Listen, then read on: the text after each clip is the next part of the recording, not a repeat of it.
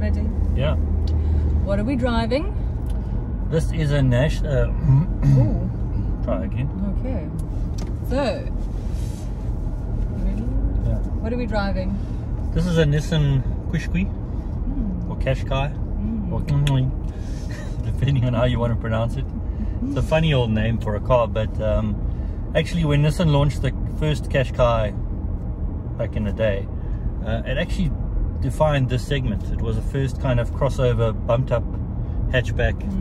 Didn't really have off-road credentials, but you sat a bit taller, and the rest is history in terms of everyone else that followed. So this is third generation Qashqai, and the significant news is they've taken it suitably upmarket. The first one was quite quirky and kind of fun-loving. This is really nicely refined. From the outset, I think this is the best Nissan I've ever driven.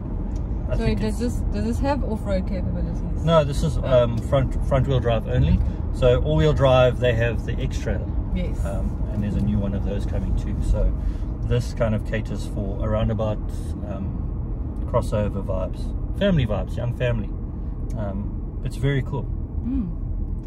What are the pros? Pros are that it's really well put together. I mean, it's high quality. The touch materials are really good. The cabin is really quiet.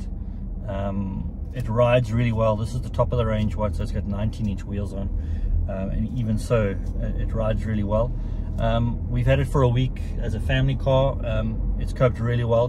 One of the things I really like about it is that the back doors open to 90 degrees. Oh yes. And for a young family, that's really good. So especially for moms who are putting car seats and things like that. Yeah. The boot isn't massive, but I mean it's been big enough for us, and it's got the trick floorboard, so you can raise and lower the floorboard. That's cool. Yeah, and then on the other Pro, it's actually got the 1.3 litre turbo petrol motor that's shared with a Mercedes-Benz A-Class, which is quite interesting. Not a lot of people know that, but it's a trade exchange or commercial agreement that they have. So this is a Mercedes-Benz, or the same engine that's in the Mercedes-Benz, and this has also got one of the best CVTs I've ever driven. I mean, it really is. It's got proper steps, which a CVT shouldn't have or doesn't have. But it feels really nicely refined. It doesn't hunt. It doesn't sound overly overworked. No, it's really good. What are the cons? So the only con I can think is that because they've moved it suitably upmarket, it's not that affordable anymore. And I think when people see Qashqai and they go 640,000, which is what the middle spec Accenta costs, I think they're going to go, wow, 640,000 rand. But I think if you drove it and you realize how upmarket it is and how refined it is, I think you'd be pleasantly surprised.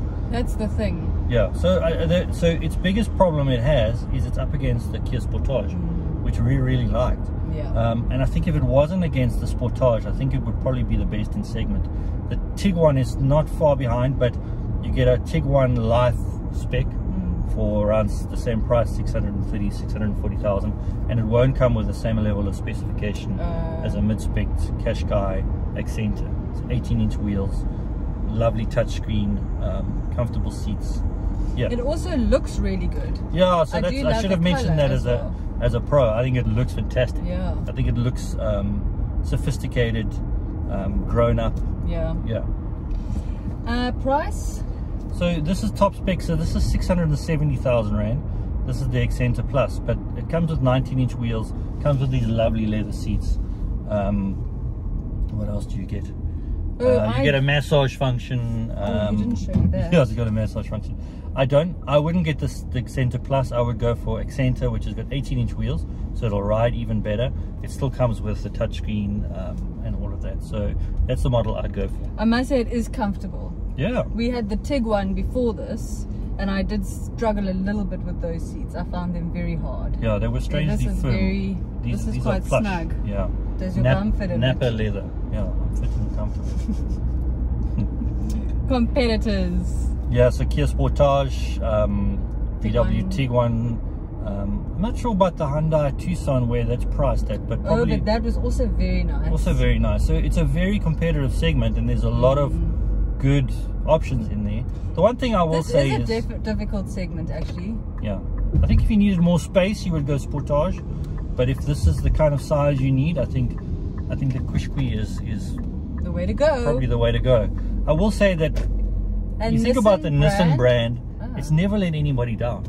It's a really good brand. It's always there and thereabouts. I don't love the Datsun kind of spin-off. Well, you love the Datsun. No, brand. I don't love the Datsun, but that's gone. But as a Nissan brand, Navara, Qashqai, the old Duke, it's a really solid brand and reliable. I'm pretty sure the resale values are good. Yeah, lovely product. And dealer network? Dealer network's ample. Yeah.